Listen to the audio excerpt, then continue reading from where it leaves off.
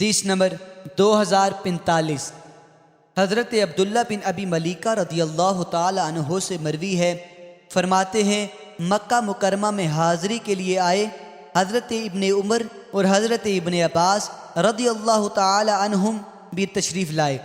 راوی فرماتے ہیں میں ان دونوں کے درمیان بیٹھا ہوا تھا۔ فرماتے ہیں پہلے میں ان میں سے ایک کے پہلو میں بیٹھا ہوا تھا، پھر دوسرے تشریف لائے اور میرے پہلو میں تشریف فرما ہوئے۔ حضرت عبداللہ بن عمر رضی اللہ تعالی عنہ نے حضرت عمر بن عثمان سے فرمایا اور وہ ان کے سامنے تھے، کیا تم رونے سے نہیں رکتے؟ بے شک رسول اکرم صلی اللہ علیہ وسلم نے فرمایا میت کو اس کے گھر والوں کے اس پر رونے سے عذاب ہوتا ہے۔ اس پر حضرت ابن عباس رضی اللہ تعالی عنہ نے فرمایا حضرت عمر فاروق رضی اللہ تعالی عنہ بھی اس قسم کی کچھ بات فرماتے تھے۔ پھر انہوں نے بیان کیا اور فرمایا میں مکہ مکرمہ سے حضرت عمر فاروق رضی اللہ تعالی عنہ کے ہمراہ چلا، حتیٰ کہ جب مقام بیدا میں پہنچے وہاں کچھ سوار درخت کے سائے کے نیچے تھے۔ آپ نے فرمایا جاؤ اور دیکھو یہ سوار کون ہیں؟ فرماتے ہیں میں نے دیکھا تو وہ حضرت صہیب رضی اللہ تعالی عنہ تھے۔ میں نے حضرت عمر فاروق رضی اللہ تعالی عنہ کو بتایا تو آپ نے فرمایا ان کو میرے پاس بلاؤ۔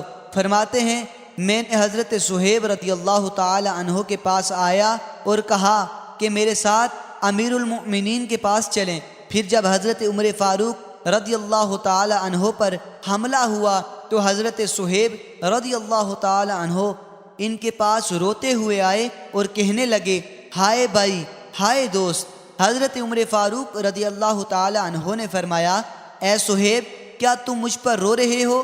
حالانکہ رسول اکرم صلی اللہ علیہ وسلم نے فرمایا بے شک میت کو اس کے بعض گھر والوں کے اس پر رونے سے عذاب ہوتا ہے۔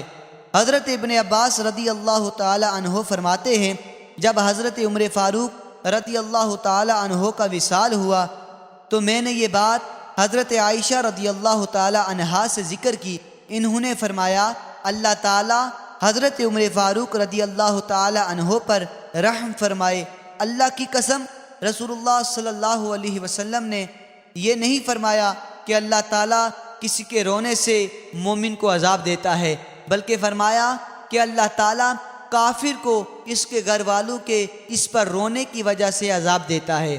راوی فرماتے ہیں حضرت عائشہ رضی اللہ تعالی عنہا نے فرمایا تمہیں قرآن کافی ہے جس میں فرمایا وَلَا تَزِرُ وَزِرَةٌ وِزْرَ أُخْرَى، کوئی بوجھ اٹھانے والا کسی دوسرے کے گناہوں کا بوجھ نہیں اٹھائے گا۔